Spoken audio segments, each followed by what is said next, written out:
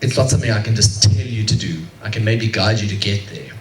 And it's second on the list. But actually, if you had to say to me, what is the one thing that has kept you going for the last 6 years, day in and day out, I'd have to say it's because when I realized how good life was when I started getting healthy, I decided that day, you know what? From this point on, I'm going to value my health day in and day out. And every day, that's the thought that I have. And then I really believe in healthy habits. I think that we all have a default setting, okay? Like, you know your factory setting on your iPhone? Well, we all have our factory setting, okay? And you can change that. You know, Eric and I, we talk about it often. We've achieved a new normal. What was normal for that old Elan that you saw is not normal for Elan today. The old Elan, the normal was to eat badly and then maybe eat something healthy every, no, not even, okay. But the new normal for me is, yes, nobody's perfect. We don't expect everyone to be perfect. I still eat things that aren't great, but it's so few and far between. So when you develop healthy habits, you shift that default setting. And the reason why we're so passionate about that, and actually the coaching that we do is based on healthy habits, because when life gets messy and things are all over the place, you go back to your default setting. And even if you can follow a diet or anything like that, you know, when it comes back to the default, you've got to make sure that the default is to choose healthy things. So as you can see, that's what success looks like. Everyone else expects it to look like this. Sorry to say, it doesn't. Anyone in this room who's been on a journey will tell you that it's not easy, but it's worth it. So let's talk about those 5 whys. So this was actually popularized by Toyota, but it's an analytic tool that you can use in any industry. It's used by lots of project managers. Excuse me. It's used by lots of project managers, and the reason why people use these 5 whys is it's a very powerful way to get to the deepest level of a problem, okay, as an analytical tool. So we use it in the perspective of, you know, if you take one of our clients and we say, you know, he says, I want to lose weight. So then we say, well, why do you want to lose weight? Well, I don't feel very attractive at this weight. Why don't you feel attractive at this weight? I can't wear my old clothes or get dressed up and go out. And why is wearing those old clothes or going out important to you? My wife and I used to go out a lot when we were first dating, but now we just don't. So why is that an issue for you? It sort of seems like a lot of the magic is gone, you know? And why does that bother you? Well, I really miss those times with the kids being so busy and overscheduled, and I worry that my wife doesn't think I'm attractive anymore. So I guess it's about wanting some of that back. Now, can you see how powerful that is?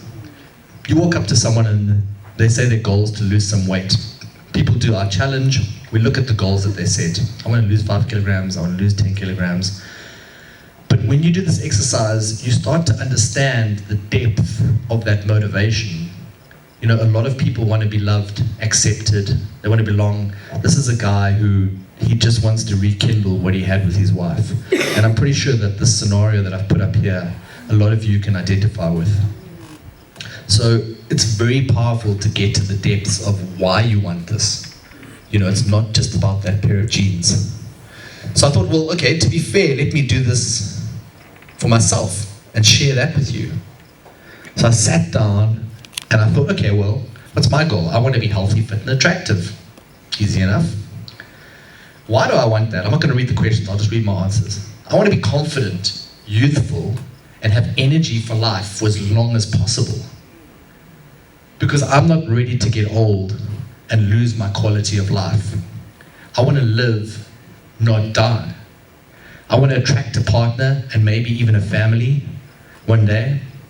And I want to rock my 40s and my 50s and my 60s and my 70s. Seriously, at 60, I want people to be saying, how can this guy be 60?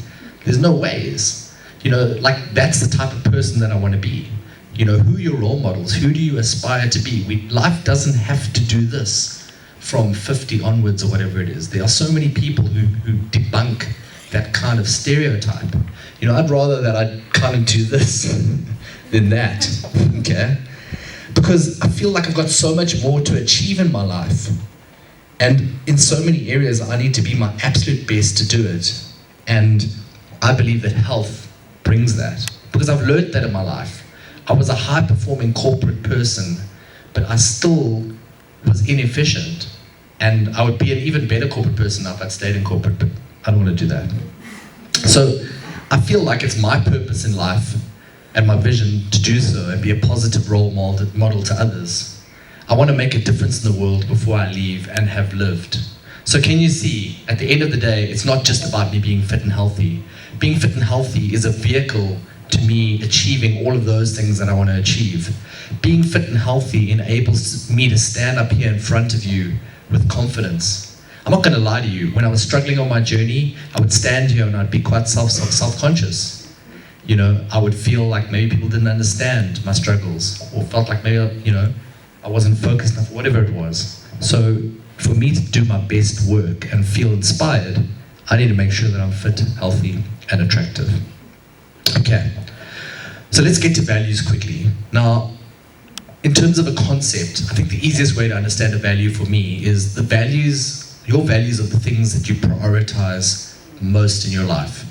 Now, we all know the concept where we say, oh, you know, you want to meet a partner and settle down with someone who has similar values to you. So we talk about things like religion, family values, finance, and health is obviously one of those. I'm not saying, we're not all health professionals. I'm not saying that health has to be your highest priority, but I am saying it has to be very high on your priorities.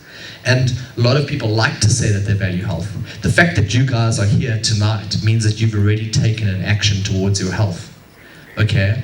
But this is going to interrogate, you know, how much do you really value your health? So Dr. John DeMartini, I love his work. He's got this excellent exercise which is in the toolkit. It's a 2-part exercise. The second part will help you analyze your answers. But you sit down and you ask yourself these questions. Where are you spending your time, actually? Where are you spending your money? Where are you spending your resources? Who are the people you're having conversations with? What are the topics that you're most interested in? What news are you reading? What are the common goals in your life that keep repeating themselves? And when you do this exercise, it'll give you a very clear idea where health is. And for any of your values in life, you can do this exercise. So I would invite you to do that. And you might be surprised. It was very well summarized by Gandhi. And this is a quote that's often shared in social media. And I love the way he has put it, because he talks about it starting with your beliefs and those becoming your thoughts becoming your words.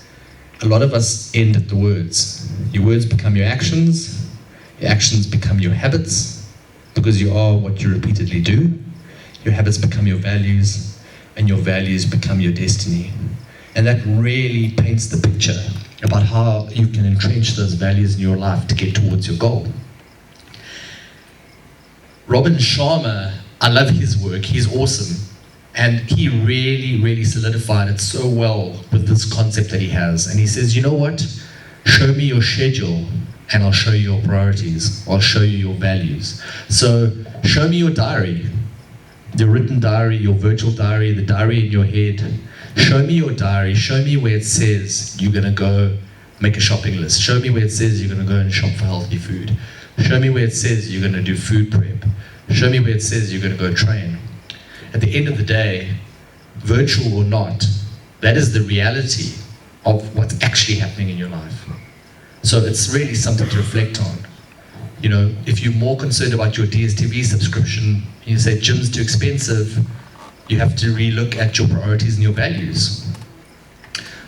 So that's why we love a habit-based approach to health, because at the end of the day, you are what you repeatedly do. So what I like to do is I like to think about, what can I do today? You know, on this journey, I think we try and think way ahead into the future.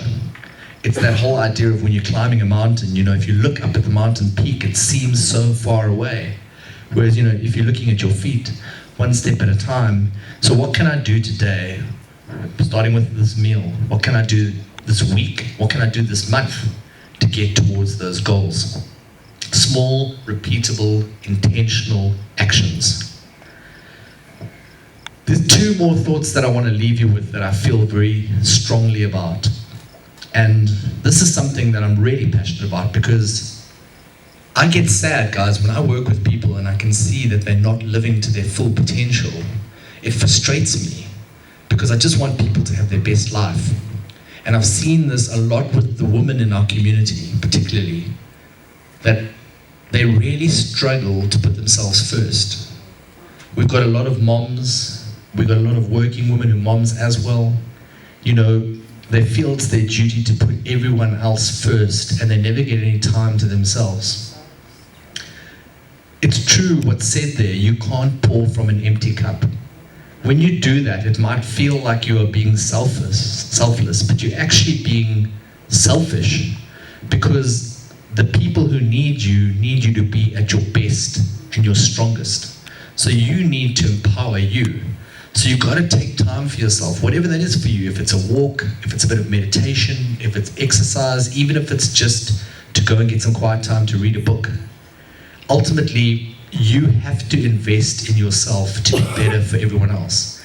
And that's why I really believe that if you invest in your health, you will be a better parent, you'll be a better partner, you'll have more energy, you'll be more present. So the time that you get, it's better. So that's the message that I wanted to give you guys. If you're not investing time in yourself right now, you've got to do it. It's critical.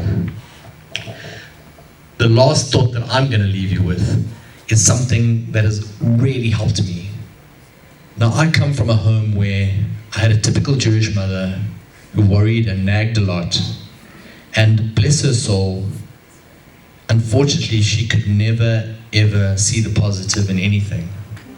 So if something was 98% positive, she would only focus on those 2%. In fact, I don't know if my mother knew how to be happy. And it always broke my heart. And I've just found, I mean, that's the disposition I kind of inherited, and I've had to fight against my whole life. But I've broken through it. And I realized that it's so much easier to win at life. Now, this goes to business, this goes to everything. It's so much easier to win at life if you have a positive disposition. And guys, you can learn this. You can change your mindset. Every single situation in life can either be an opportunity or a problem. Every single thing that happens every day, we can choose which way to see it. We can choose what to do with it. And I know it's not easy, we're all human. Sometimes when I realize that I've made the wrong choice, I take a day to get over myself, and then I'm straight back into it. But at the end of the day, I found that having an attitude of gratitude and being positive is incredibly powerful. Now, when I started getting told to do gratitudes, I thought it was something that yoga people did. No offense to Kim, there's Kim, all the yogis. But I thought it was woohoo, okay? And I've realized that it's one of the most powerful tools that I've learned. And one of my favorite gurus, Tony Robbins, really summarized it well, where he says, I challenge you to have fear, or I challenge you to be angry when you're in a state of gratitude. And I tested it out, because not too long ago I went through a commercial, challenge, and I was down. And once I started to just list the things, the amazing blessings that I have in my life, it threw me back into the state of mind that I could actually deal with the issues. So I really, really invite you guys to do your gratitudes every day. Make a list of the things you're grateful for. Just by being in this room, we're already in 1% of the world in terms of being fortunate. Tonight, there's 1 million children that are going to go to bed hungry. At the end of the day, our problems, we have serious problems, but they're first world problems, and you always have something to be grateful for.